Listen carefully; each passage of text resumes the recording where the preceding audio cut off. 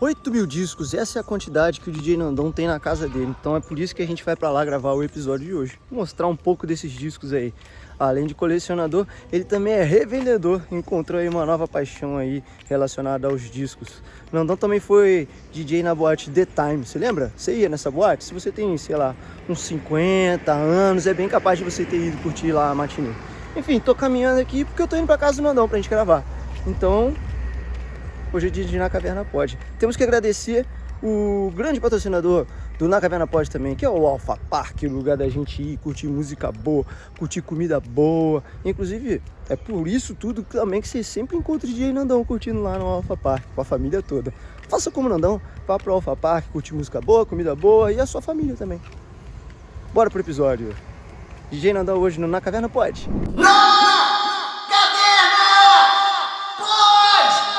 Pra mim já tá valendo. É, então, você se ligou? Eu gosto de começar assim, É também. assim, Tipo, assim. começamos, pronto. Esse é o Nandão, galera. Tudo na paz? Tudo na paz, Beleza. graças a Deus, legal poder estar aqui e conversar. Sempre tive junto contigo, mas a gente nunca bateu um papo mesmo assim pra... Longo. Longo. Sempre de trabalho, correria. E o legal é que aqui não estão todas as pessoas, mas quando esse podcast sair, teve várias pessoas assim meio que em volta da gente, vendo a gente falar. Bom isso. Bom, e eu não tô nem preocupado de tomar cuidado com o que eu vou falar. Pode falar besteira também, né? Pode. Sem pi. Sem pi, Sem não. pi, Pi, eu não tô. Eu não preciso de pi, eu não falo nada que preciso do pi. Eu falo, mas eu vou tentar me controlar. Não. Diga lá, meu irmão. Bom de receber vocês, os dois Dudu, aqui na minha casa. Prazer. Na minha caverna. Essa caverna. Na caverna, isso aí. Bom, você tá vendo aqui, né? Pô, isso aqui fizemos. Quer dizer, o Nandão fez uma mesa de discos aqui. Aqui atrás tem uma prateleira de um monte de CDs. A gente já vai chegar pra falar disso, mas antes eu queria ir sempre pelo começo da história, né, Nandão? E eu nunca conversei contigo sobre a sua fase de DJ. DJ de balada. De balada. Pois é. Era que época? 89, eu tinha 17 anos. Sou de 72, né? Tô com 50. Mas assim, em casa eu sempre tive música. Meu pai sempre teve toca-discos, sempre teve discos. Depois, na hora que a gente vai falando dos LPs aqui, eu vou mostrar discos que eu herdei dele. Legal. Então assim, tinha música em casa o tempo todo. Meu pai ouvia muita coisa antiga, muita coisa atual da época, anos 70, anos 80. Ele também foi DJ em rádio, não DJ de operar, mas DJ locutor e colocador de discos, né? Na rádio aqui de Resende, quando a rádio ficava na praça da Matriz ali. Olha, só desculpe te interromper, mas olha a idiotice que veio na minha mente assim. Caraca, naquela época era o disco que tinha que colocar. Não tinha nem cartucheira ainda, era disco. A cartucheira é o quê? Vários discos? Cartucheira é um aparelho dos anos 80, comecinho dos 80, que era uma fita que só tinha uma música. E aí, na hora que você acabava de tocar, ela já estava rebobinada, pronta para você tocar de novo. Então cada música ficava numa cartucheira, num cartucho. Cartucheira era um equipamento onde você empurrava o negócio e ele saía tocando. Sim. Não precisava nem da play. Pô, fico imaginando o tamanho das rádios antigamente. O tamanho dos acervos, né? Essa parede que vocês estão vendo de CD aqui era uma parede de cartuchos nas rádios. Caramba. E o cara queria a música, o que é do Gonzaguinha. O cara tinha que ir lá, achar o Gonzaga, puxar e botar a música para tocar na cartucheira, que devia ter 2 ou 3 em cada emissora. Eu cheguei a ver isso. Mas voltando, meu pai tinha música em casa o tempo todo. Eu cresci, o tempo todo era música. Minha mãe também gostava, mas não era fissurada. E eu comecei a comprar disco muito cedo, cara, muito moleque. Eu comprei o meu primeiro disco, que é esse aqui, uma coletânea chamada Força Jovem, com o meu primeiro salário. E aqui eu falei o que é, porque tem nesse disco, tem Blitz, Pepeu Gomes e outras coisas. Onde que a gente pode mostrar, Dudu? Qual câmera? Acho que tá aqui, né? Essa? Tá. Registradinho aqui. Posso ver? Pode, lógico. Cara. E aí eu comprei isso aí, foi meu primeiro disco comprado com o meu rico dinheirinho. Que eu comecei a trabalhar já com 13 anos, 14. Legal. Com 13 anos eu tomava conta da biblioteca da Escola 1. Eu era responsável pela biblioteca da Escola 1. Que legal. E aí eu ganhava um troquinho no fim do mês por esse trabalho. Eu passava minhas tardes lá organizando a biblioteca. Essa coisa de ser organizado vem desde aí. Eu organizava tudo e comprei esse primeiro disco. E logo depois eu me mudei pro bairro comercial, onde tinha uma turma muito grande de amigos, assim. E cada um comprava discos sempre diferentes um do outro. Porque o grande barato era a gente se juntar para ouvir todos os discos que todo mundo tinha. Então, se um comprava o Blitz, o outro ia lá e comprava o Traje a Rigor, o outro comprava o RPM, o outro Kid de Abelha, o outro, né, na época do rock nacional estourado ali, a gente comprava e a diversão era se juntar para ouvir música. Quando eu fiz meus 15 anos, eu comecei a brincar de fazer som na festa dos outros. Porque até então eu tocava nos nossos hi-fi de bairro, aquelas festinhas, menina leva comida, menino leva bebida, musiquinha lenta, dança da vassoura e tudo mais. E eu que comandava os tocadiscos ali, eu que escolhia as músicas lentas dos discos de novela e tal. Mas aí depois, com 15 anos, eu comecei a fazer som mesmo. E a gente fazia com 2 aparelhos 3 em 1, na garagem da casa que fosse. O que é 3 em 1? 3 em 1 é o aparelho que tinha fita, rádio e disco. Tá. E aí a gente usava só disco, basicamente, mas tinha 2 aparelhos, cada um com as suas 2 caixas. Então a gente posicionava numa garagem quadrada 2 caixas em uma ponta e com um X a gente botava outras 2 caixas. E aí a gente botava o disco para tocar, na hora que ele estava acabando a gente ia lá e colocava o outro. E aí trocava de caixa, mas o ambiente continuava com música, sem parar, sem ter o momento da troca do disco, aquele vazio do entre músicas. A gente tem que se virar com o que a gente tem, né? É isso aí. E aí, cara, quase todo mundo que começou a fazer som nessa época começou assim, fazendo sem muito recurso, não tinha mixer, não tinha toca-disco com pitch, que é o regulador de velocidade, não tinha nada. E a gente brincava assim, eu comecei a fazer som e gostei da brincadeira. E aí comecei a fazer, nunca profissionalmente, mas comecei a querer fazer o som das festas de todo mundo. Fominha. Sim. E a galera gostava, porque aí, pô, já sabia que tinha um esquema mais, né, o cara ia lá preparado para isso, não ia ser um negócio meio, coloca qualquer coisa aí. Então já rolava. E aí eu comecei a frequentar The Time, que ficava no 4º piso do shopping. Quem é de Resende e tem mais de 45 vai lembrar. Então, esse é o ponto que eu queria isso. muito falar. Esse é o ponto. Bem, cara. Aí eu comecei a frequentar primeiro. E eu ia na cabine de som pedir música, porque eu já manjava, tinha meus discos, essa altura já trabalhava desde os 14 anos como office boy e comprava disco, assim, 5 por mês. Era uma coisa... Caramba, né? 1 por semana pelo menos, assim. E aí eu ia na cabine e o Beto era o DJ, o Beto que foi meu parceiro até ano passado, quando se aposentou do som. E aí, pô, Beto, você tem a música tal, não sei o que, puxa, não tenho. Eu falei, pô, eu tenho, posso trazer pra você tocar? Pô, ótimo, pode trazer. Beto, você tem a música tal? Tenho, pô, toca aí pra nós. Aí o Beto sentiu que aquele moleque chato tinha um interesse e um conhecimento do negócio ali. E um dia ele me chamou pra tocar na matinê. Ele falou, pô, cara, eu faço som sexta, sábado e domingo. E a Alessandra vem pra cá comigo, mas domingo ela não tá afim de vir pra cá também. Ela queria sossegar em casa.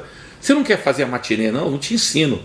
Pô, ótimo, adoraria. E que idade que você tinha mesmo? 17. Aí comecei a tocar na matinê, 2 matinês o Beto ficou comigo, na terceira ele já não foi. E o André Fortes, que era o dono da The Time, irmão do Daniel Fortes, o Beto me apresentou, ele falou, acho que eu já conheço você não é filho da Maria Elisa, que trabalha aqui na Snoopy do shopping, era uma papelaria que tinha ali. Sou eu mesmo, tal. Pô, vai ser um prazer ter você aí, você dá conta mesmo? Eu falei, dou conta, não, o Beto já... Se o Beto disse é porque eu dou conta. Aí comecei a fazer a matinê sozinho e nas sextas e sábados eu ia pra cabine, já com uma certa posse ali do pedaço também. Eu falava, pô, Beto, se você quiser descansar um pouquinho eu faço e tal. E comecei a tocar na noite, com 17 anos. E era um risco, né? Porque menos de 18 não podia trabalhar na noite, né? Mas eu sempre fui grandão, sempre fui alto. E já dá uma segunda. Apesar da cara de moleque que eu tinha, hoje em dia as barbas brancas já não estão mais.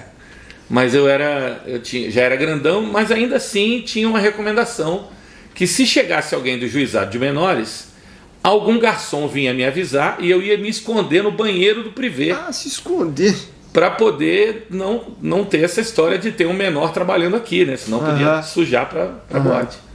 Nunca apareceu, fiz 18 e aí tudo ficou tranquilo. Maneiro. E toquei lá, cara, dos 17 aos 19.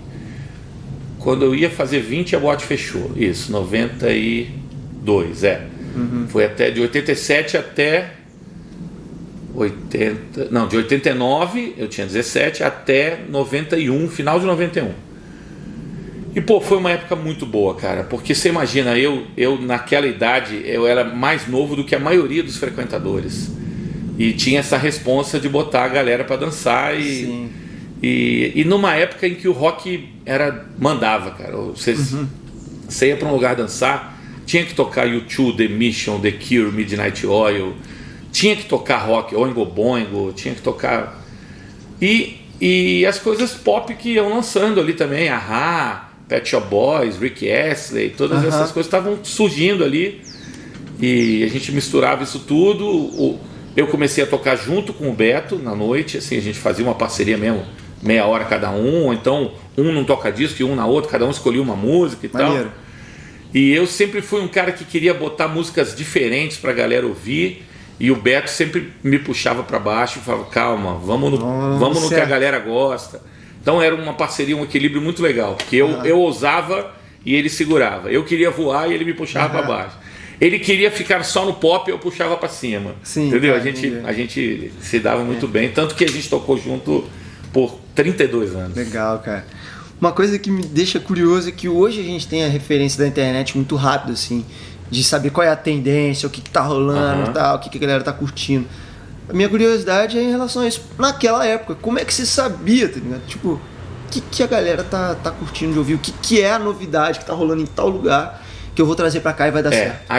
Eu assinava a revista Bis, que depois virou Show Bis, e a revista Bis trazia todas essas coisas, tudo que estava tocando no Rio, São Paulo, e a gente, como estava em Resende, estava sempre uma semana ou duas atrasado em relação à capital, né?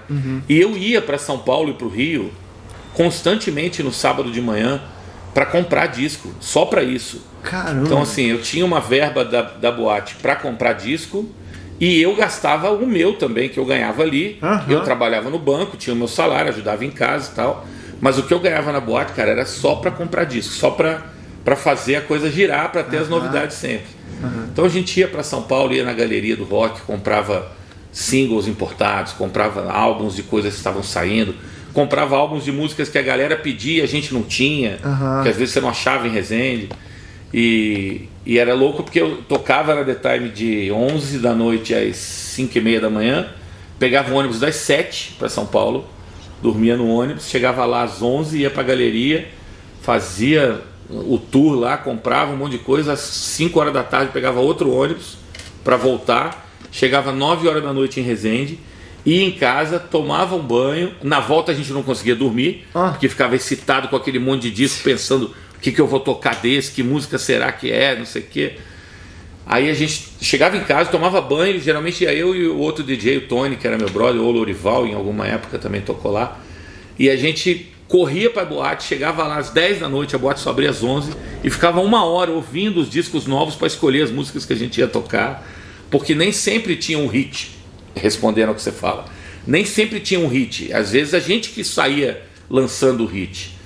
Tinha hora que a gente seguia a rádio, a Real FM ou a Rádio Cidade do Rio ou a 89 de São Paulo, e tinha hora que a rádio seguia a gente, porque a gente lançava uma música, a galera curtia e ligava para a rádio pedindo. Hoje existe o influencer digital, você era o influencer analógico. Exatamente. E, pô, era muito legal. Tem várias músicas que tocaram, que fizeram sucesso, por exemplo, só em Resende. Olha só. Porque a gente tocava na boate e aí a rádio ia atrás e em outro lugar se tinha conhecimento disso, assim. E não rolava a possibilidade também de, tipo, igual hoje, você pega um CD, faz a sua coletânea ali, grava no CD. Bom, essa aqui é a minha coletânea. Na época dos discos, eu não conseguia no gravar. disco não tinha. Você tinha que ler, por exemplo, se eu quisesse tocar 10 músicas e fosse uma de cada disco, eu tinha que estar com 10 discos na mão. Nossa. Não tinha. Tinha fita cassete. Você podia gravar no cassete para tocar. E a gente tinha um artifício, que nós éramos DJs jovens e solteiros, que a gente chegava na boate meia hora antes e gravava meia hora de fita mixada com música lenta. Então na hora da música lenta a gente não operava, a gente soltava a fita e descia pra ir dançar com as pra menininhas. colher os louros, Tal. pô. Foi aí que eu conheci a minha mulher. Ah, A Mari eu que conheci na The Time. Que legal, cara. E o Tony também conheceu a primeira ou a segunda namorada dele lá na boate também. E algumas outras ficantes, né? Tinha aquela lá, fiquei com fulano, né? Sim. Hoje em dia é pegar, antigamente era ficar, e há muito tempo atrás existia um negócio chamado namorar, que as pessoas quase não fazem mais hoje, mas enfim.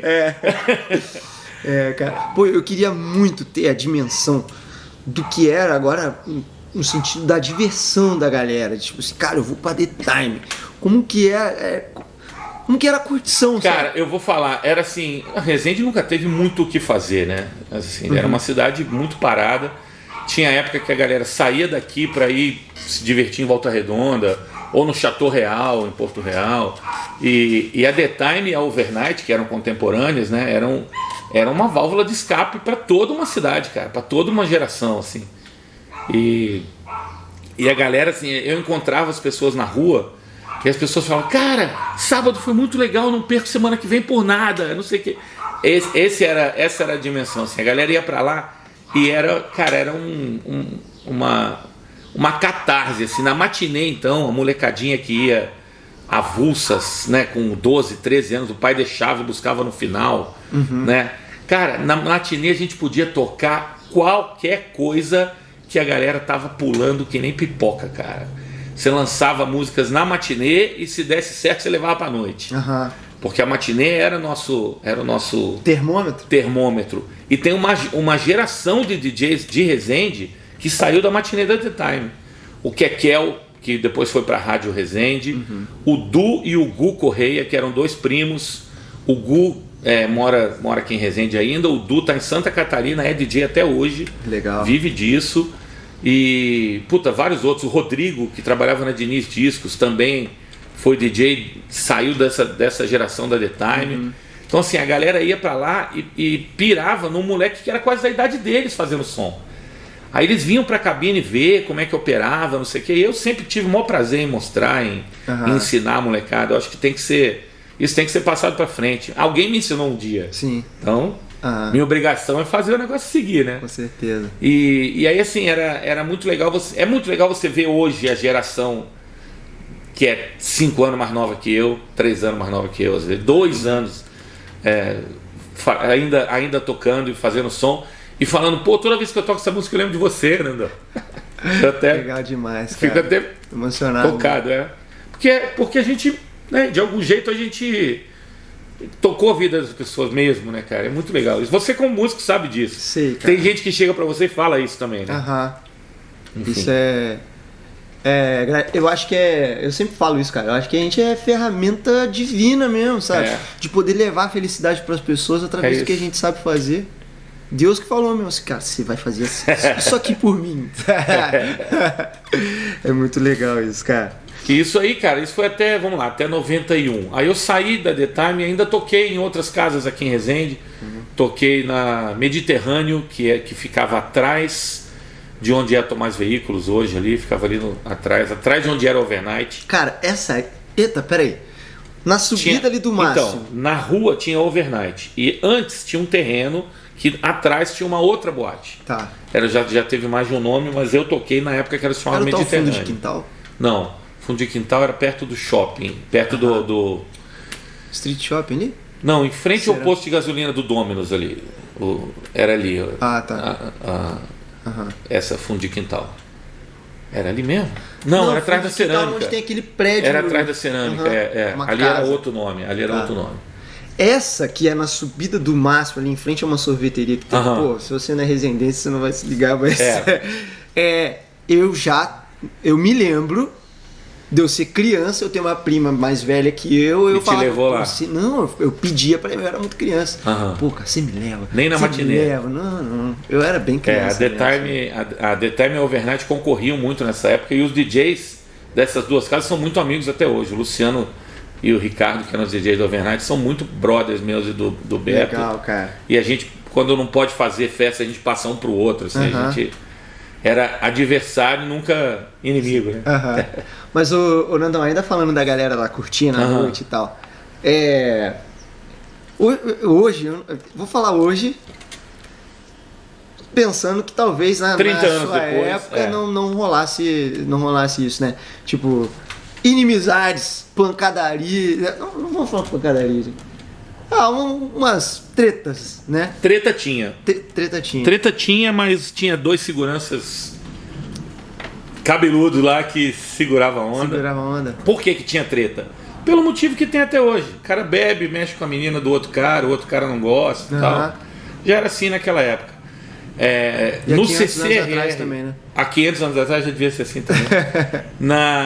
No CCRR, que tinha também a boate lá antes da The Time ainda, eu cheguei a frequentar a matinê do CCRR, mas à noite nunca fui, porque à noite eu já estava trabalhando na The Time, não tinha porquê, não tinha nem chance de ir a outro lugar. Assim.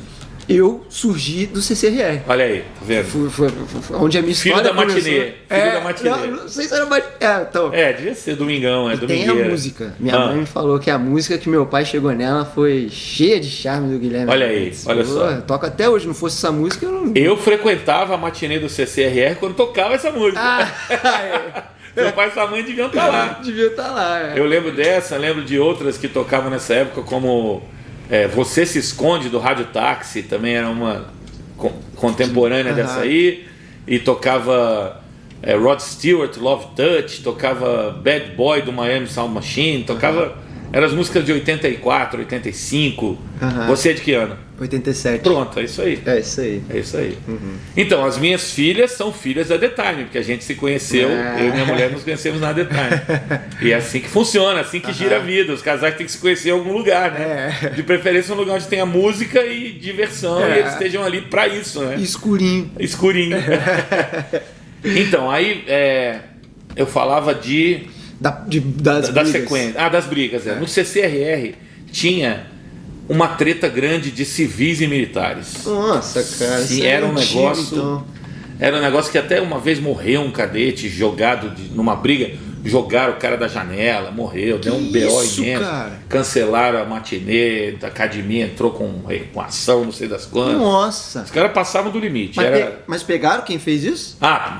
Provavelmente pegaram, mas essa justiça no Brasil, eu não sei quem foi, mas duvido que esteja preso por isso, mas enfim. Caraca, que doido. Era isso, jogaram o cara lá de cima. A briga foi de um jeito que arremessaram o cadete lá de cima e era 5, 6 metros, o cara caiu e morreu. Nossa! Enfim, mas assim, essas tretas na The Time eram menores e se elas começassem dentro da boate, os seguranças catavam os caras, jogavam, vai brigar lá na escada do shopping. Não quero nem aqui na porta. E a gente sabe de relato de cara esperando o outro descer na escada para bater. Só que briga naquela época era de homem para homem, era na munheca. Não tinha cara que vinha armado para acabar com a vida do outro. Não, a briga era... E o cara brigava na semana seguinte, opa, fez. Acabou. Resolvia a treta ali. Resolvia na mão, assim, era... Enfim, eu posso estar sendo ingênuo, não sei se alguém leva essas brigas até hoje, mas eu acho que eu saiba, as brigas acabavam ali. Porque eu vi os caras juntos na outra semana ali, entendeu? E se eles quisessem se matar, eles teriam se matado no primeiro dia, não? Assim. Pô, eu perguntei aqui, na inocência, achando que naquela época ninguém brigava, não. Já tinha, sempre pelos mesmos motivos, mas tinha. Caramba, já quiseram brigar contigo? Cara, você sabe que eu sou grandão, bobão, e a única vez que eu briguei foi no colégio e eu apanhei. Porque assim, briguei e o cara assim, vou bater em você. Cara, que bater? Pra que brigar? Eu conheço você há muito tempo, conheço sua mãe, minha mãe conhece sua mãe, não vou brigar nada, para comigo. Encheu o saco. Um dia eu falei, vou te pegar no recreio. E, cara, que pegar? Tá todo mundo sabendo, já que vai ter a briga. Tá bom, então vamos brigar. Aí chegou no recreio, cara, tava todo mundo em rodinha já. Aí eu desci, cheguei pra jogar bola, não tinha bola, tinha briga aquele dia, e um dos brigões tinha que ser eu. Tava escalado pra brigar. Aí eu, cara, nunca tinha brigado, nunca. Sempre fui o cara mais da paz, assim. Aí, o cara, na hora que... Não, então vem. Aí eu fiz assim, na hora que eu fiz assim, o cara já me deu uma aqui, assim. Aí eu fiquei tonto, assim, falei, pronto, ganhou a briga. Ganhou a briga, não sei, não vou bater em você, não vou fazer nada. Aí todo mundo, não sei o que, eu falei, acabou a briga, ele ganhou. Palmas pra ele, ganhou a briga. Cara, o cara ficou puto, mas não tinha o que fazer, porque eu vi que ela saiu andando, todo mundo falou, é isso só. Igual filme mesmo, né, cara? Cara, velho, mas era isso. Eu nunca fui, sempre fui da paz. Eu discuto muito, mas sair na mão, cara, eu acho um absurdo. Acho um absurdo. Não precisa, né? Aqui, ó. Isso aqui tem que resolver as coisas. Maravilha. Ainda bem que você não passou por essas coisas. Mas, pô, o cara tacar o cara do CCRR. Pois é. Tem histórias aí. Caramba, cara. Caramba. Uma coisa, eu tava vendo uns vídeos assim de balada da década de 90, que eu achei super legal, que tipo, igual você falou até aqui, que tinha um momento das músicas baladinha pra galera dançar agarradinho, cara. Cara, eu tenho um vídeo aí de uma festa da The Time de 87, quando eu nem trabalhava lá ainda. Eu entrei em 89. Uma festa de 15 anos, uma menina aqui de Resende de 87. Tá no YouTube. Quem quiser procurar, The Time 87. Procura lá que você vai achar. Cara, é muito legal. Você vê, a galera dançava, era só aquela coisa assim. Porque era rockinho, não tinha música. Não, era tudo rockinho, popinho, a galera dançava assim, em rodinha, e todo mundo feliz, batendo papo enquanto dança. Sim, eu imaginei todos os dias. É bem de dança assim, né? Eu lembro, por exemplo, tem um vídeo dessa festa de 15 anos de um amigo meu, onde eu toquei uma dessas de garagem assim, e Sunday Morning do Bolshoi. Sunday Morning, e era isso. I don't wanna do... E a levada era essa. Todos os dias, quando... É a mesma. Sunday morning. Ou então, we close our eyes. Oingo boing. É tudo a mesma levadinha, rock and roll. Lulu Santos. Looking at my girl. É mais tarde? Isso é depois. Isso aí já é numa época que eu tava na Mediterrâneo. E é de uma época já 91, 2, 3, assim, numa época que eu comecei a parar. Porque em 95 eu fui para São Paulo. Então assim, eu comecei a trabalhar na TV e a TV me botava na TV Rio Sul. E às vezes eu estava de madrugada e eu falei, não dá mais para fazer som. Porque meu horário, minha escala roda muito e tal. Eu falei, vou parar um pouquinho. Aí eu fazia uma outra festinha de final de semana e tal, mas fazer som regularmente eu parei. Fui para São Paulo, lá eu fiz algumas festas ainda, porque lá eu tinha outro esquema e lá já era no CD. Porque eu não tinha comprado meus toca-discos ainda lá. Eu comprei essas Technics aqui, essa e a outra que estão ali atrás, já em São Paulo em 1997. Será que dá pra ver aqui, Dudu? Isso aí não estraga, não. Ela agarra mesmo pra descer? Pode ser, isso. Ai, meu Deus. Não, não é mesmo não. Se fosse frágil assim, eu falava, não encosta. Verdade. Não, isso aí, cara, isso é guerreiro, isso aí tem... 20 anos. Mas isso aqui é alto nível, assim, é a profissional, hoje, lógico, isso aí é a SLMK2, que é a oficial de quase todos os DJs daquela época e que até hoje é cultuada como a primeira grande picape da Technics e tal, mas já teve muito modelo, tem um monte, teve a evolução delas, né?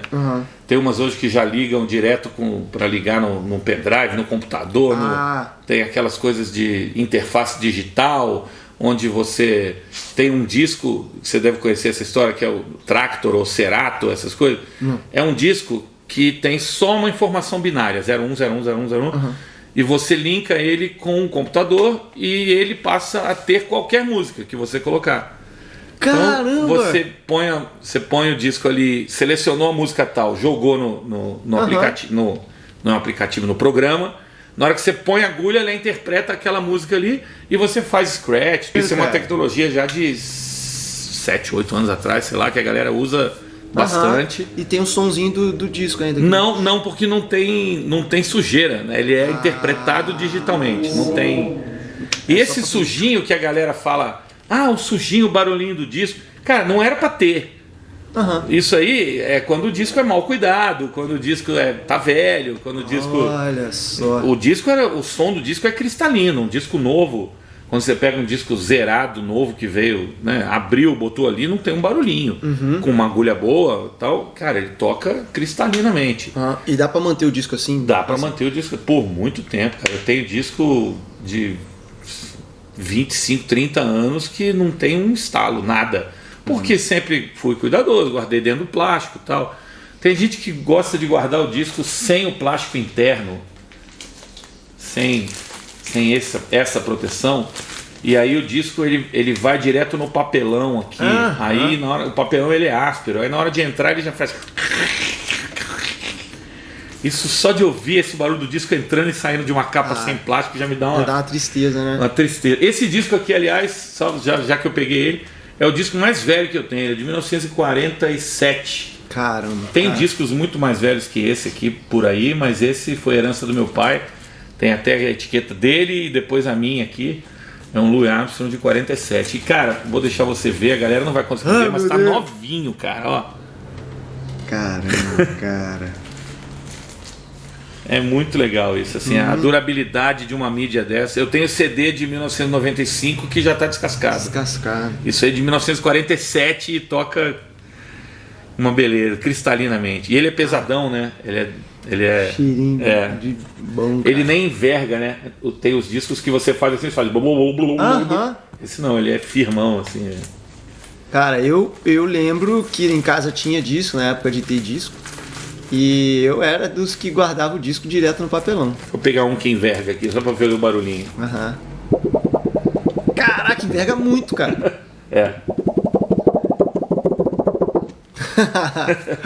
Caramba. Isso aqui em alguns shows eu já vi a galera usando isso como barulho de percussão, assim. Ó, usando um vinil pra fazer esse.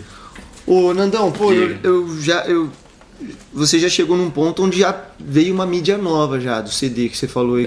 O CD, depois o MD, depois o digital e tal. O MD, esse negócio. É isso, o MD tá aí, se quiser puxar um daí de dentro, tá nessa gaveta aí. O MD é um CDzinho que fica dentro de uma proteção, de uma capinha plástica assim, e ele é um CD que é 1/5 do tamanho do outro e cabe a mesma coisa. E aí depois veio o pendrive e essa mídia que morreu. Porque na verdade veio o CD regravável e essa mídia já morreu, porque era uma mídia cara. Entendi. Por ele ter essa proteção, a capinha externa, a capinha não sei o que e tal, ele é uma mídia que custava, sei lá, equivalente hoje a R$12, uma mídia virgem. E o CD custa R$1, né? Putz, Então ela morreu. Mas, Nandão, e você, pra ir tocar quando você ia com seu equipamento, que você, pra um show com um disco, o que você tem que levar? Cara, eu tenho que levar. Até hoje a gente faz isso, né? A gente tem o Rock Vinil Party, tem outros projetos aí, Vinil Samba Bom, que eu toco hoje com o Eliezer, vários projetos de vinil. A gente tem que levar 2 toca-discos, um mixer, um amplificador e caixas acústicas ou 2 caixas ativas. Tá. E 2, 3 caixas dessa aqui de LP, cara. Caixa dessa de supermercado carregada de disco, porque a gente não sabe o que a gente vai tocar na hora. A gente depende muito da reação do público, né? Sim. Faz uma pré-seleção, lógico. Em casa, por exemplo, eu tenho 5.000, eu tenho que levar 300. Eu não posso levar 5.000 discos. Entendeu? A gente tem que levar um ônibus para levar 5.000 discos. Não faz sentido. Não tem nem onde colocar. Você vai, né? Você vai tocar num barzinho, você pega uma mesa ou 2, põe ali 2, 3 caixas. E eu fico imaginando a galera folheando os discos. Assim. Tanto que na pandemia a gente parou, porque o grande tesão nosso é deixar a galera folhear e escolher. Mas não podia encostar a mão, álcool gel, germe, não sei o que. Germe não, vírus e tal, germe. E aí assim, mas é um barato, você vê a galera falando assim, cara, eu tenho esse disco, meu pai tinha esse disco, ou não sei o que. Pô, toca a música tal desse aqui. Toca, deixa aí separado que a gente toca. Fiquei um tempão olhando isso aqui, cara. Eu quero até mostrar assim um pouco mais, porque... E até falar contigo. Aí, né? A arte que me prendeu, assim, de eu ficar olhando, que remete muito à juventude, né? Assim, pô, um cara correndo, um cara surfando, um cara andando de bike, a menina dançando.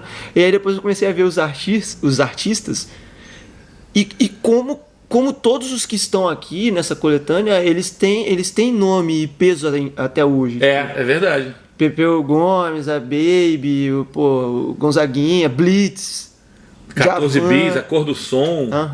Que mais aqui? Erva Doce. Baby Consuelo, é isso aí. Lulu Santos. Pô, até o Dalto, que eu acho que a galera muito assim, estranho, não deve conhecer de nome, assim. Pô, mas o cara tem... Cuida bem de mim, tá ligado? Porra, que o Nando Reis gravou esse tempo atrás. Isso. E ele tem uma outra. No bailão do Ruivão ele botou muito estranho, Ele tem uma outra também. Cara, tem, mas a que estourou foi essa. Eu tenho até o compacto dessa música aí. Seus olhos são espelho d'água. Dele também, não é? Ele tem uma que é aquela assim... Ó, só o papo indo pra um lado diferente, Zed assim. Na na na na na na na na na. A Marina Lima gravou também essa música. Olá. Chega de falar. Então, mas é legal. Esse então é o primeiro disco que eu comprei mesmo. Agora eu vou comprar, cara, um disco. E aí eu fui nessa. Isso era 83, cara. 83, eu tinha 11 anos. Não, isso aí, eu tinha 11 anos. Não, e assim, eu queria até falar um pouco mais do que justifica a sua paixão pelos discos. E eu queria falar um pouquinho do que eu tô sentindo de estar vendo essas coisas todas aqui. Que devia ser muito mais legal essa época, cara. Porque um CD é um negocinho, assim. Eu lembro de ser legal você comprar e tal, mas, pô, um negoção, cara. A arte. E quando a arte ainda é como essa aqui, por exemplo, dos Rolling Stones, que a capa... Os rostos foram mudando. Os rostos estão aqui estão só os buracos. Olha isso, então, cara. Assim, tem várias capas que são assim, Led Zeppelin, Kid de Abelha, Marisa Monte, as capas montam, né? A galera comprava por causa da capa, né? Também por causa da capa. Aqui, por exemplo, tem míssil. E aí tem o outro lado, você pode montar também com o outro lado. Cara, olha isso. Que sacada, sensacional. Porque aqui elas estão preto e branco e tal. E tem várias capas, o Led Zeppelin, aquele da casa, né? Que eu acho que é o também faz grafite. Você também monta, os personagens de cada casinha mudam. Tem um Kid de Abelha que se chama Kid, que você tem 8 possibilidades de capa, porque ele tem 4 posições no encarte e os 2 lados. Eu tenho ele aqui fácil. Vou até levantar aqui só para pegar ele. Que é muito legal, assim, ele tá com uma capa assim, né? Coloridinho e tal. Aí se eu tiro o encarte e mudo ele de posição, muda a capa. Ah lá, mudou de cor totalmente. Mudou de cor. Aí você tira e vai girando, vão acontecendo outras coisas aqui. Cara, isso é muito maneiro. Olha só, cara. Aí do outro lado ainda tem uma possibilidade com as fotinhas dos artistas. Deixa eu encaixar aqui de novo. Que legal. Não sei se dá pra ver, mas os artistas da banda estão ali. O cuidado que parece que os artistas tinham, né, cara? Não sei, não vejo isso mais. E aí, tá vendo? O encarte ele é todo assim, porque você vai girando e ele vai encaixando de outro jeito, tal, na frente e atrás, assim. Na época era caro, não? Cara, o disco custava numa época 75 dinheiros. Eu não sei que dinheiro era. Cruzado, cruzeiro novo, cruzeiro velho. E ele ficou muito tempo, na época do congelamento, ele ficou muito tempo no mesmo preço. E um dia veio a inflação quando eu descobri que um disco não era mais 45, não era mais 75, ele era 85. Eu fiquei revoltado. Quanto equivalia isso? Eu podia fazer, eu era office boy e saía para fazer entregas, para fazer, né, ia ao correio, ia ao banco, não sei o quê.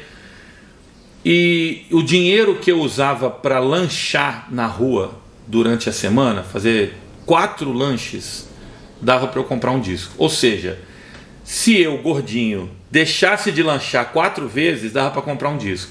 E o que era lanchar? Era 2 salgados e uma Coca-Cola. Então vamos dizer que hoje isso aí dá R$15.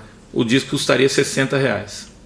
Seria um valor. Sim. Né? 4 lanches, 15 conto. Eu acho que um CD era mais ou menos isso. Um CD, quando lançou, ele era mais barato que o disco um pouco. E aí o disco... Eu lembro que uma vez eu fui na loja que o Beto trabalhava no shopping, e aí eu tinha dinheiro para comprar um disco e um CD. E eu tocava, eu queria aqueles discos para tocar na boate e tal. Aí eu comprei um Biquíni Cavadão em CD e um Skank em vinil, porque o Biquíni Cavadão no CD tinha 2 músicas extras. Foi isso que me fez decidir por esse.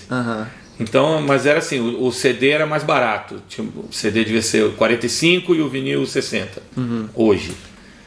E é o que se cobra por aí mesmo hoje em dia. Eu vou nessas feiras por aí, tem muito disco sendo vendido a 60 conto, 50 conto e tal, e CD a 35, 40. Entendi. E, logicamente, tem os discos raros, que são... Agora que eu entrei nesse mundo, depois a gente fala disso até, você começa a ver muito disco raro sendo vendido a R$1.500, R$1.000. E tem quem compre, senão não tinha quem vendesse. Antes da gente entrar nessa nova fase, Sim, lógico. eu só queria te perguntar se você percebeu em algum momento da sua história com os discos que você estava se tornando um colecionador ih, caramba, tô com muito disso, sou um colecionador, ou foi uma coisa que você já veio... Então, eu nunca falei assim, eu vou ter, porque eu nunca fui aquele cara que quer ter, eu não sou materialista, mas colecionador, se não for um pouco guloso, não coleciona. Mas eu nunca falei, vou ser colecionador. Eu simplesmente comprava porque era meu instrumento de trabalho. Um músico, por exemplo, não tem que ficar comprando equipamento novo se ele estiver satisfeito com o dele. Sim. Você pode precisar de uma palheta nova, de uma corda nova, de um pedal diferente e tal, mas a música você tira daqui. E as músicas são lançadas, você aprende as músicas, toca, você compõe músicas, toca. O disco não, cara. Se você quiser tocar, você precisa comprar o disco. Naquela época não tinha...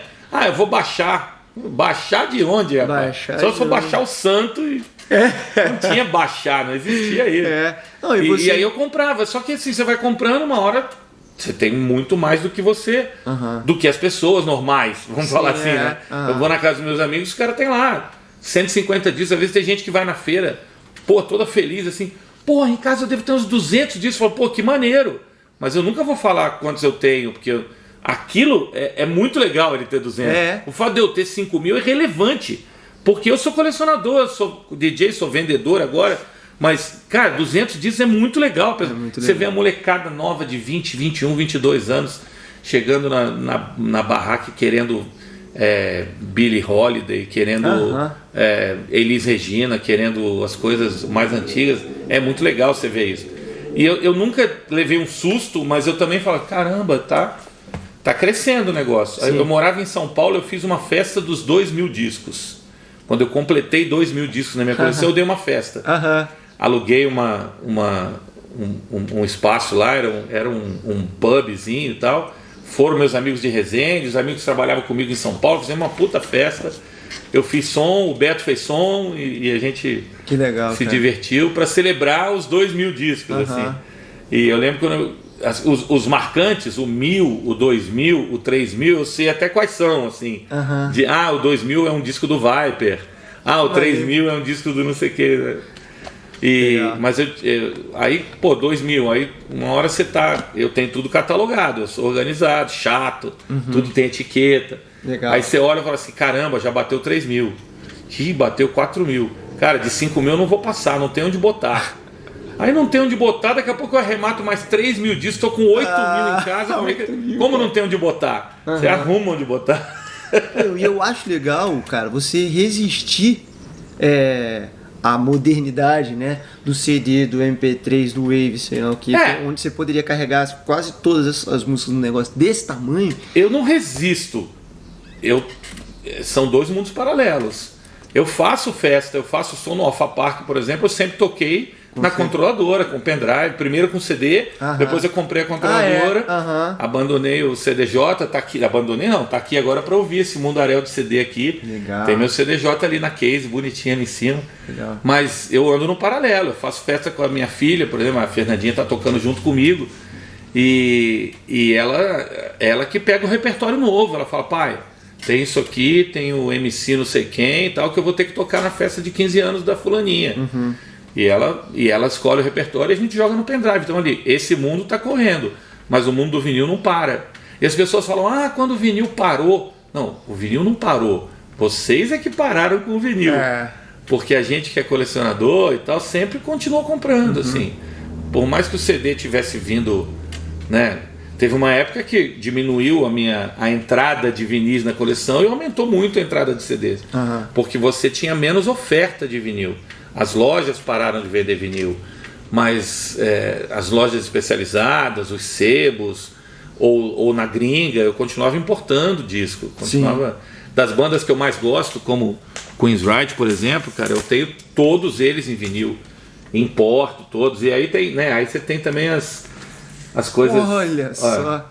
Tem... Vermelhão, cara. E tem vários coloridos, assim, antigamente disco colorido era disquinho de pó, era disquinho de festa, né? Disquinho de criança, de historinha. Hoje em dia as gravadoras lançam colorido. O disco da Pitty novo é roxo. Olha. Tem um Bruno Mars aqui, um Mark Ronson que é amarelão. Deixa eu ver onde ele tá. Ah, tá do outro lado, né? Mas ele é amarelo. Tem um Tim Maia que é amarelo, todo borrado, todo... Esse eu acho que tá aqui. Aqui. Olha isso, super legal, cara, né? muito maneiro. Muito maneiro. Pô, legal demais. Essa aqui é a sua banda preferida, né? Essa é a minha banda preferida. Essa é a banda de cabeceira. Tem tudo deles. Tem caixa, tem pôster. Vou nos shows todos. Já andei, peguei voo Rio-São Paulo só para não perder. Vi o mesmo show no Rio, mesmo show em São Paulo no dia seguinte, só pela fomeagem, pela banda. Caramba, eles estão nativos? Estão nativa, lançando disco. O novo já encomendei, vai chegar. Lançaram 22 de outubro, essa semana. Pô, cara, é uma banda que, pô... Quando um amigo seu tem uma banda preferida e você não escutou, pô, você não tá exercendo direito sua amizade, não, cara. Vou escutar. E tem os coloridos e também tem esses pictures, né? Que são os especiais, né? Que são quando o disco é a própria capa, né? Eu queria falar dessa capa aqui. Cara. O quanto ela é poderosa, né? E é pra gente falar também do cuidado que os artistas têm, né, com o seu trabalho.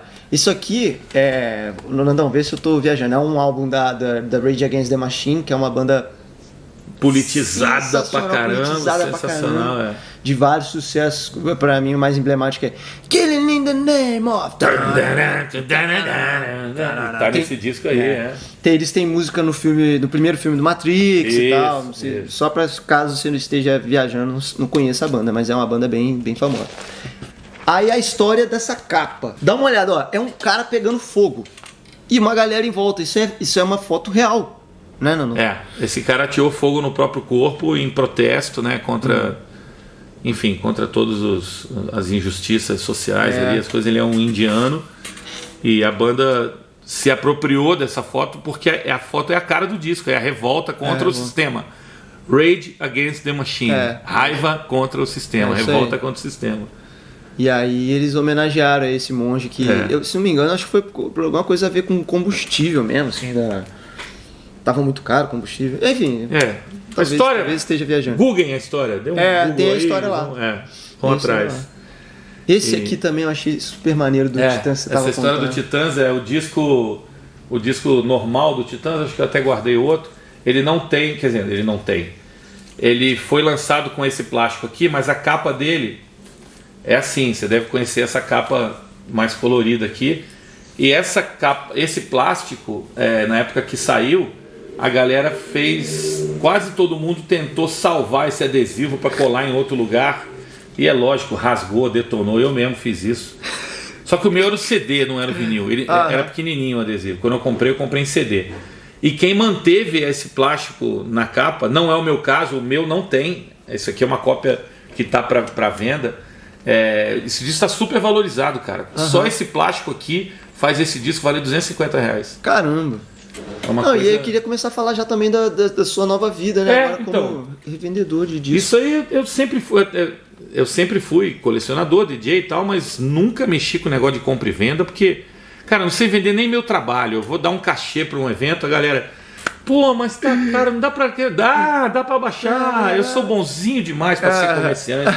E tô aprendendo isso agora, que comerciante tem que ser meio desapegado da bondade, né? Sim. E eu não sou. Por isso eu não tô evoluindo muito ainda. Mas eu chego lá. Você tá mais se divertindo do que... Por enquanto tô me divertindo, só quero pagar meus fornecedores e dormir em paz. Isso não tem preço, né, cara? Pois é, dormir em paz não tem preço. Mas aí um amigo chegou e falou, Nandão, cara, eu tenho 3.000 discos aqui e não quero mais isso, não quero mais saber dessa vida. Você não quer arrematar isso aqui não? Eu falei, caraca, onde eu vou enfiar? Só pra vocês terem uma ideia, 3.000 discos são 25 caixas de supermercado lotadas de LP. Posso tirar aqui? Pode tirar. Esse disco é triplo, a capa é linda também. Ela vai abrindo. Eu vou mostrando. Pode mostrar, E aí um amigo chegou e falou, Nandão, e aí? Quer pegar? Eu falei, cara, não tem onde enfiar. tem muito disco repetido. Ele, não, começa a vender. Eu falei, pô, eu vender? Eu já trabalho, já tenho som para fazer, já tenho plano A e plano B na minha vida, vou ter que arrumar um plano C. Cara. Aí ele, pô, pensa aí, eu te faço um preço de desapego, tal, enfim. Eu falei, quer saber? Vou entrar nessa. Foi uma época em que 2 meses atrás, assim, eu dei uma desacelerada de leve nas minhas coisas de vídeo. Eu falei, vai que desacelera até o final do ano, pelo menos eu já arrumo uma ocupação e vamos lá, né? Vamos tentar ganhar um dinheiro com isso aí. Aí entrei nessa, aí comprei 3.000 discos do cara, fui para uma feira em Barra Mansa, era um evento de food truck, montamos uma barraca lá 3 dias, vendi, sei lá, R$3.000 em LP em 3 dias, uma média de R$1.000 por dia. Caramba, tem público para isso aí. Isso é mais do que fazer som. Isso é um cachê melhor do que tocar. Falei, pô, então vamos brincar disso aí. Aí fui para um evento em Valença, vendi de novo. Aí fui para uma feira no Rio, aí, cara, arrebentamos de vender numa tarde, assim, um monte. Falei, cara, esse negócio é legal, hein? Só que tem um problema.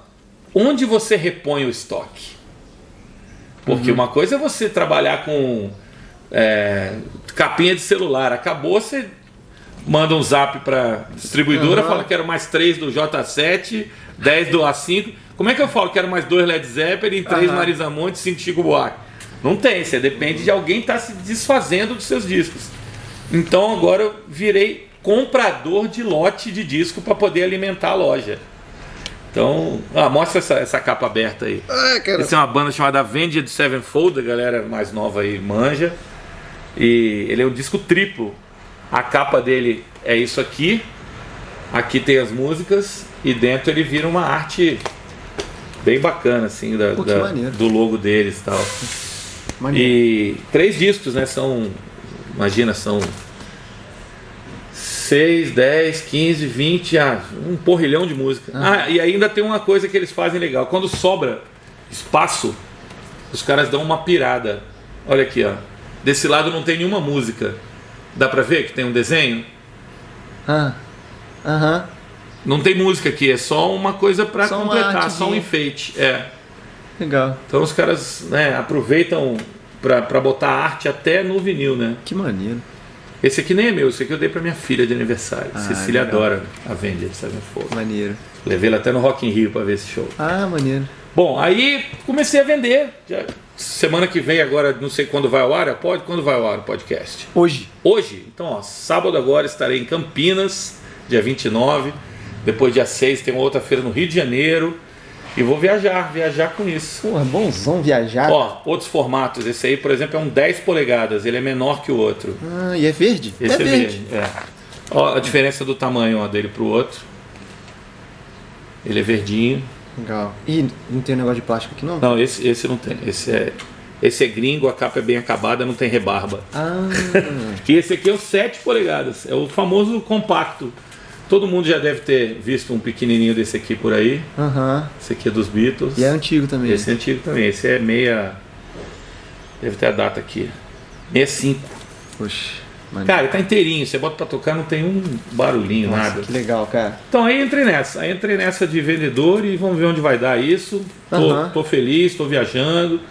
Eu fico imaginando as histórias que você tem de buscar E as histórias que a gente vai colecionando, porque aí você chega num lugar diferente, numa cidade como Valença, por exemplo, que eu nunca tinha ido a Valença, apesar de ser tão pertinho. Gente que vai lá na feira e fala assim, cara, eu tenho disco em casa, você quer? Falei, quero, posso ir ver? Me dá seu endereço. Vai lá. Fui lá, arrematei mais 700. No fim da feira? No fim da feira, aí eu não tinha onde trazer, né? São 5 caixas. Voltei pra Resende, deixei as coisas, liguei pro cara, posso ir amanhã? Voltei em Valença. Peguei os discos, botei no carro, voltei pra cá, aí começa, lava, aí depois põe plástico interno novo, plástico externo novo, avalia depois de lavar se o disco tá arranhado ou não, se tiver dúvida vem aqui, escuto. Pulou, lixo, não vendo, vai virar artesanato. Mas quando você foi lá ver os 3.000 discos que o seu amigo queria te vender, Você deu uma olhada no acervo pra ver assim, cara, vale a pena realmente pegar? Cara, pensei muito, assim, tinha muito disco com... Antigamente as pessoas escreviam na capa porque tinham medo de emprestar e o disco não voltar. Então pertence a fulano. E os colecionadores não gostam de comprar disco rabiscado. Ah, entendi. O cara só compra se ele for sei lá, tipo um cara desapegado da capa e apegado com a música mesmo, né? Tá. Mas geralmente quem é colecionador de disco quer o pacote completo, né? Sim. Quer a capa bonitinha, quer... Aí eu olhei e falei, pô, tem muito disco rabiscado, tem muita coisa boa, tem muita coisa que não vai virar, muito Roberto Carlos, novela, samba enredo, que não vale nada. Ah, é? Que ninguém compra, assim, já foi o tempo. Imagina, um disco de novela vale enquanto a novela tá rolando. Quando passa a novela, é uma coletânea de músicas internacionais. Que pouca gente... Tem colecionadores específicos de músicas de novela, mas são nostálgicos. A molecada nova não quer saber disso. Sim. E a molecada nova é que está comprando disco. Isso é legal de falar. Cara, eu queria falar uma coisa que eu reparei no meu show também, que a criançada... Pô, teve um show que eu fiz no Alpha Park, veio uma menininha de 6 anos e me pediu Asa Branca. Pois é. Quando eu olhei até dentro, não sei... A criançada parece que tá ouvindo coisa mais antiga, cara. Tá ouvindo. A minha filha é uma prova disso. Outro dia minha filha chegou para mim e falou, pai... você deve ter, claro, mas eu adoro Cartola. Eu falei, caramba, eu não tenho um LP do Cartola. Dei de presente para ela um disco do Cartola no aniversário. Falei, ó, agora a gente tem um Cartola. Esse é seu, mas um dia que eu precisar usar, você me empresta? Pode levar. Então assim, ela gosta porque o que acontece é que o digital tem essa vantagem. A pessoa está ouvindo uma música no qualquer plataforma. Ali vão indicar uma outra coisa. Se ela for atrás da outra coisa, vai ter uma indicação de outra coisa. Então no caso da minha filha, eu estava ouvindo pagodinho do Menos é Mais. Aí o Menos é Mais indicou Dudu Nobre. Aí ela foi ouvir o Dudu Nobre. Aí indicou Martinho da Vila. Ouviu Martinho da Vila, indicou Cartola. Aí ela ouviu Cartola. Quer dizer, como que uma pessoa chegaria nisso se não fosse assim? Tinha que chegar alguém e falar, ter a brilhante ideia de falar, pô, não quer ouvir Cartola? Às vezes o choque do Menos é Mais pro Cartola é muito grande. Mas se ela vem por etapas, Dudu Nobre, Martinho, Cartola, chegou, entendeu? Ela foi se habituando com a ideia de um samba mais tranquilo, mais tradicional. E foi assim que ela descobriu. E a sobrinha do Eliezer, por exemplo, adora as músicas do Grease, do filme Grease. Que é de, porra, antes de eu nascer, da época eu era molequinho, sei lá. E é isso, é muito legal. Não é antes de eu nascer, eu tinha 5 anos, mas enfim, antes de você nascer, com certeza. Antes de eu nascer, Mas é legal, a molecada nova tá ouvindo mesmo, coisa. Às vezes na banca de disco minha lá, chega uma molecada de 21 anos para comprar Billie Holiday e Frank Sinatra. Caramba. Fala, de onde veio isso? Foi seu pai? Falou, não. Meu pai gosta de Guns N' Roses, maneiro, né, cara? O gosto do pai é mais novo que o do... E o cara vai lá e compra essas coisas. Então a gente tem que olhar antes, porque às vezes o cara tem 700 discos e o volume não quer dizer nada. Mas aí eu comecei a olhar, falei, pô, isso aqui vale dinheiro, falando pra ele abertamente, falou, ó, isso aqui eu consigo vender legal, isso aqui vender legal, Então separei das 5 caixas, 2 caixas eram bem vendáveis. Falei, ó, essas 3 ali eu não sei nem se eu vou aproveitar, eu vou levar, se não der nada vai virar artesanato, mas por essas 2 aqui, e é lógico, eu te levo o lote todo para desocupar a sua garagem, eu pago X, pago em 3 vezes, pode ser, o cara pode e tal, e fechamos e segue assim, entendeu? Nesses 2 meses você já reparou se a galera tem o que é, sei lá, o seu carro-chefe? Assim, o que sai mais? Tem 6, 7 artistas que o que bater vai embora. The Doors, Led Zeppelin, Michael Jackson, Legião Urbana, Raul Seixas, Madonna e tinha mais um que a gente falou outro dia. A gente contou 7. E qualquer outro era o nacional também. Bateu, foi embora. Ah não, Elvis. O que chega disso vai embora. Hoje eu não tenho nenhum Elvis no meu estoque. Não tenho nenhum The Doors, já vendeu tudo. Aleatório pra caramba, né? Que legal, cara. Aí a gente começou a fazer também imã de geladeira pra vender, pra que a galera chega, olha o disco e fala, pô, mas eu não tenho toca-disco. Compra o imãzinho de geladeira. Ajuda a gente a pagar a gasolina de volta pra Resende e tal. Aí dá risada, acaba comprando. Porque a gente escolhe imagens icônicas das capas dos discos. Às vezes o cara quer o disco do LED e não tem, ele leva um imã do LED. Esse Soundgarden é triplo também, esse que você tá vendo. E isso aí é só pra... É um exemplo de uma outra coisa legal. esse disco aqui é já década 2010 já. Aham. Então assim, os discos não pararam de ser lançados, né? Ó, e também é um grande cenário aqui. E atrás também. Porra, uma arte bem... É, super bonito, né? Tem esse lobo maravilhoso aqui, né? É. Enfim, ele... E também é uma coletânea tripla. E cada disco tem uma história louca, né? Esse disco eu comprei de um cara no metrô de São Paulo. Como assim? Você Entrei em contato com o cara, falei, eu sou aqui de Resende e tal, não sei o que, eu quero. Você tá vendendo. Ele anunciou esse disco no Facebook. Aí eu falei, eu quero tal, não sei o que, mas como é que eu faço pra pegar? Eu não queria que mandasse pelo correio, um disco só. Onde você mora? Ele falou, em São Paulo, Zona Leste. Eu falei, daqui a uma semana eu vou estar em São Paulo. Você me entrega esse disco no metrô do Tietê? Ele falou, entrego. Aí foi assim. Comprei o disco no metrô de São Paulo. Caramba, que legal. Maneiro, cara. Mas cada disco tem uma história. Eu me lembro de quase todos os lugares onde foram comprados os meus discos. Cara. É muito louco isso. Esse do metrô foi mais inusitado? Cara, acho que foi, assim, eu já comprei disco na rua, mas de vendedor, assim. Aham. Ou então, cara, inusitado é você ir na casa de um cara que chega pra você e fala, tem uns disquinhos lá em casa. Você chega na casa do cara, tem Nirvana, Alice in Chains, Queen, Red Hot Chili Peppers, e o cara quer vender tudo. E você dá uma oferta, o cara topa, você leva embora. Pô, deve dar até um... Isso é inusitado, cara. E aí acontecem umas coisas legais. Tem uma banda que é da época do Menudo e do Dominó, chamada Tremendo. Você já ouviu falar? Uma banda argentina que era um Menudo argentino. Não. E ele tem 2 sucessos aí nesse disco e tal. E era uma coisa engraçada na época, porque parecia com o Dominó, mas era cantado em espanholzão, né? E aí eu achei esse disco na casa desse roqueiro. Na casa desse cara. Eu falei, vou levar esse disco aqui também. O cara falou, você vai vender? Eu falei, não, isso aí é pra minha coleção. Eu tenho lá meu Menudo, meu Dominó, eu toco nas festinhas Plock às vezes. Vou levar esse Tremendo. Cheguei em casa, não era o disco. Eu abri, tinha outra coisa dentro. Que dó, rapaz. Agora eu tô bitolado, eu preciso achar esse disco do Tremendo. Que legal, cara. Que maneiro. Ô, Nandão, o que é raro, né? Você estava falando que tem alguns que são...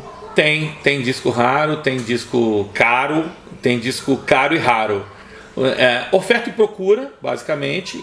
Se um disco vendeu mais e se fabricou mais, se fabricaram-se mais cópias dele, ele é mais barato. Como, por exemplo, o RPM preto. Todo mundo tem, qualquer casa que você vai tem um. Então você põe esse disco para vender na feira pelo menor preço, R$20, R$25. Roberto Carlos, todo mundo comprava todo final de ano. Novela, não vale mais, a galera não acompanha. Samba enredo, vendia muito, todo mundo tem. Essas coisas são baratas, quase invendáveis, assim. Não vai ter, quase você não vai achar ninguém que queira. Disco normal, de banda normal, Queen, Rolling Stones, Kid de Abelha, Paralamas e tal. Tem um giro bacana, você acha. MPB legal, Geraldo Azevedo, a galera gosta. MPB a galera tem que comprar. A galera gosta de Elis, Tom Jobim, Tim Maia, Jorge Ben.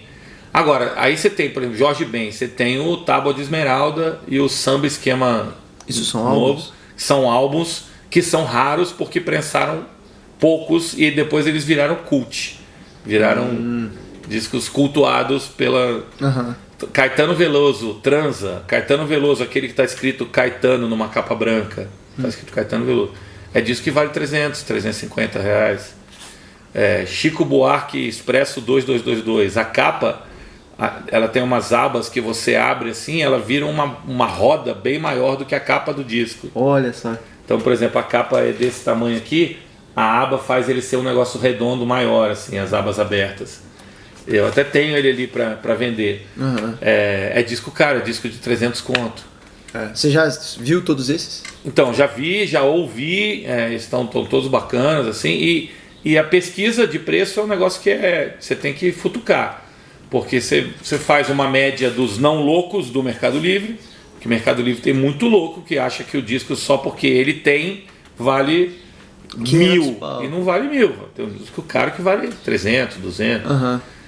E tem os sem noção para baixo também, os caras que põem o disco lá e E aí a galera já fala, deve estar arranhado, um disco não pode custar. Não, às vezes é só o cara que não sabe.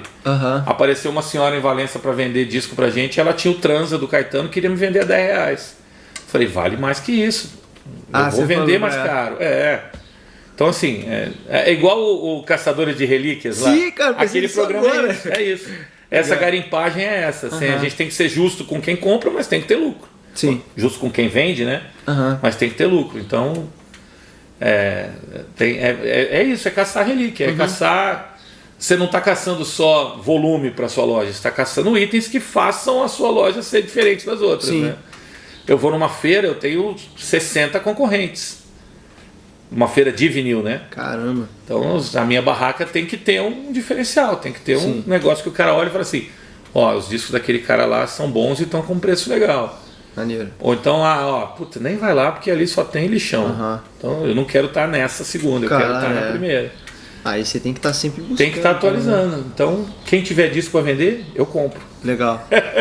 Ô Nandão, mas você separa o que é seu e o que você venderia? Ou tem coisa que é sua que tá você tudo vende? separado. Assim, os meus discos estão na parte de cá do cômodo e os discos para venda estão do meio para lá, para não ter esse tipo de mistura. Às vezes eu pego um disco desses que estão na loja, aí vou ouvir para ver se ele tá legal, falo, isso aqui não vai vender não, vai ficar para mim. Incorporo ele na coleção. E às vezes eu venho na minha coleção e falo, puta, esse disco aqui eu já tenho uma coletânea que tem as mesmas músicas, vou botar ele na loja para ver se faz um giro. Legal. Então, mas eles mudam de lugar, assim. Se ele saiu daqui para ir para a loja, ele não mora mais aqui. Eu dou baixa nele, no meu controle, no meu Excel lá, e ele vira disco da loja. Acaba sendo um teste até, né? Vai testando. Queen, outro dia, o Eliezer, meu parceiro, falou, cara, vendeu todos os Queen. Aí eu falei, deixa eu olhar se eu tenho algum que eu possa desapegar, né? Aí eu olhei minha coleção ali e falei, cara, desapegar de Queen é duro, né? Doído. Falei, cara, eu vou botar o preço médio alto. Se vender, vendeu. Por um preço bom, eu fico feliz. Agora, se não vender e voltar para casa, eu também não vou ficar nada triste, entendeu? E a mesma coisa, eu preciso já ter a música numa coletânea para poder tocar num evento e tal. Então, se eu tenho a coletânea que tem a música, tipo aquele que tem a One It All, a One It All tem ali, então eu ponho ele para vender. Se vender, vendeu. Se não... Mas, Nandão, tem disco que chega a custar 1.000? Tem disco que chega a custar 10 mil, 15 mil. Tem disco primeira prensagem dos Beatles com autógrafo do John Lennon. Cara, vem, é isso, entendeu? Tá. Eu tenho, por exemplo, um disco do Uns e Outros autografado pela banda inteira. Custa R$60. Não vai custar uma fortuna. Tá. De 50 ele pula para 60 porque tem os autógrafos. Tá. Os caras estão todos vivos. Se você encontrar os caras na rua, eles autografam de novo. Tem um disco, o Samba, Eu Sou o Samba, Jair Rodrigues, autografado. Não vai valer mais. Porque o Jair Rodrigues autografava tudo, ele era um cara gente boa demais. Sim. Então, quando você chegasse com o disco pra ele, ele não te perguntava nem seu nome. Ele rabiscava o nome dele. Então, cara, todo mundo tem disco autografado do cara. Sim. Então, assim, às vezes o autógrafo não diz nada e às vezes ele faz. Sim. Tem colecionador de prensagem. Eu só quero o primeira prensagem importado não sei das quantas e o cara quer pagar 2 mil, 3 mil, 5 mil pelo disco. Tá. E tem colecionador que quer a música. Esse aí vai pagar o mais barato que ele achar num disco que esteja inteiro. Não, eu achava até que rolasse também uma coisa de uma mística por trás do álbum, não sei o que você... Tim Maia Racional é caro porque prensou poucos. Não é porque o disco é fenomenal, não. É de uma fase que ele tava pirado naquela religião maluca daquele charlatão lá e o cara entrou nessa, fez 3 discos geniais, isso é inegável, mas disco genial tá cheio de disco genial aí que vale R$50. Sim. Gilberto Gil, tá cheio de disco genial dele que vale 50 conto, porque vendeu muito. A galera percebeu na hora que era genial, prensou um monte e vendeu um monte. Quando o nego demora 10, 20 anos para perceber que o disco era genial e ele vendeu pouquinho, ele começa a valer mais. Tem essas diferenças aí. O jeito de você botar preço num disco varia muito, cara. Você tem que levar em conta o estado do disco, o estado da capa, se ele é comum ou não é comum, se ele se ele é prensagem nova ou se é original da época. Tem uns secos e molhados, por exemplo, aquele que tem as cabeças. Ele tem muito disco dele no mercado, numa prensagem de 1980. E poucos da prensagem original de 72. Os que são de 72 valem 300, 350, né? E os que são de 80 valem R$100. Tá. É isso aí. Tem algum que você viu uma vez só? Mais raro, sim? Cara, tem muito disco que eu vi uma vez só. Muito. Esse dia mesmo eu tava... Roberto Carlos narra Pedro e o Lobo de Prokofiev com regência do maestro não sei das quantas.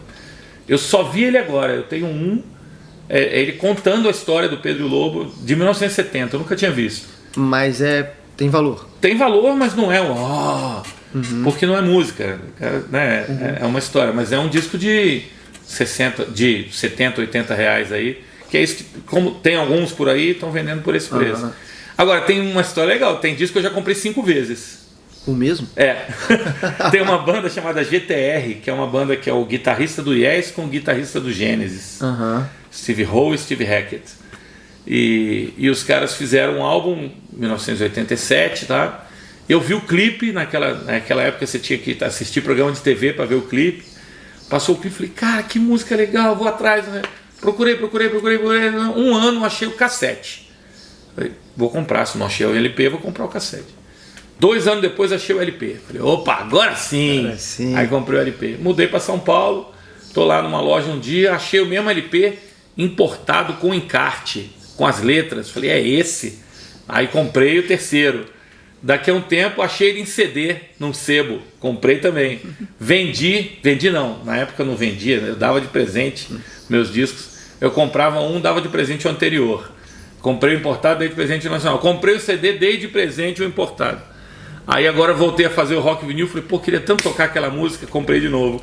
A quinta vez, agora eu tenho 2, tenho um CD e um vinil. Que legal, cara, que legal. E já teve muito disco que eu comprei repetido sem querer e voltei na loja para devolver, porque eu cheguei em casa e vi que eu já tinha. Aí a mulher falou, você deve ter muito disco, né? Falei, tem, é muito comum, com quem tem muito, chega em casa e descobre que já tinha e traz para trocar. Legal, cara, legal. Que o pessoal aceita, né? Essa cultura do vinil é muito legal, cara. Assim, é um negócio que realmente hoje em dia, para cada vez mais pessoas, tem muita molecada entrando nisso.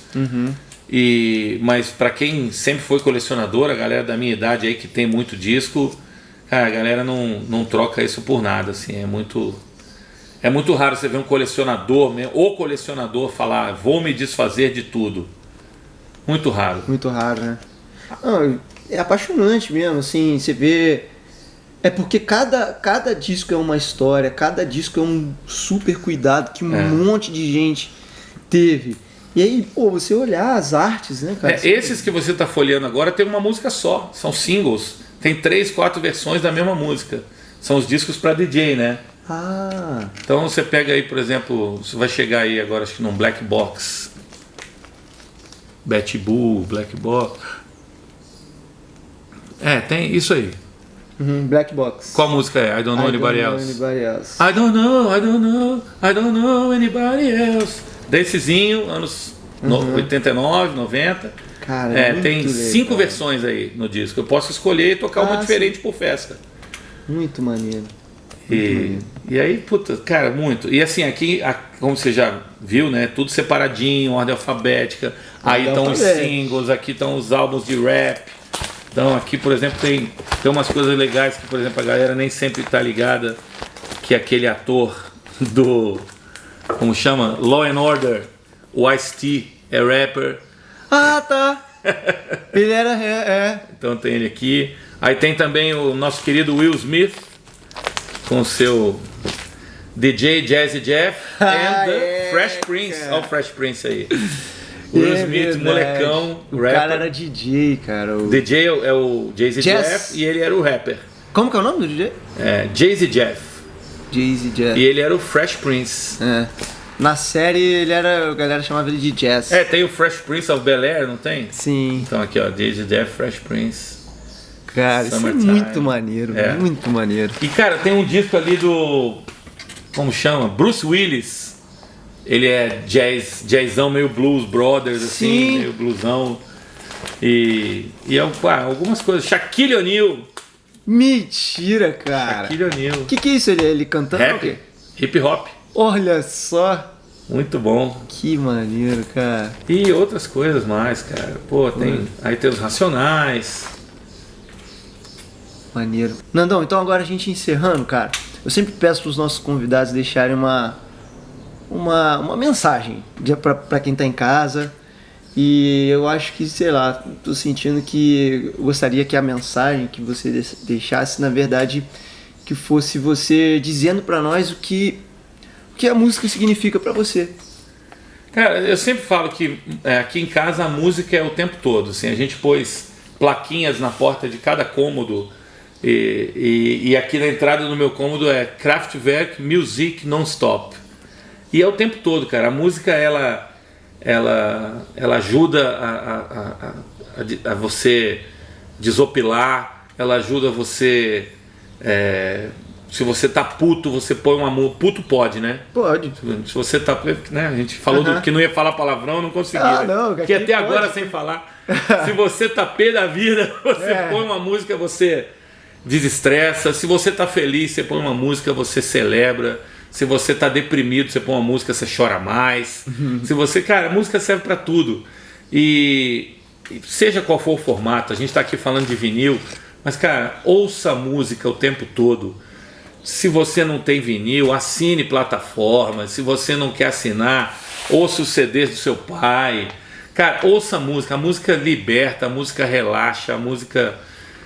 eu não seria nada se não tivesse a música na minha vida. Nada.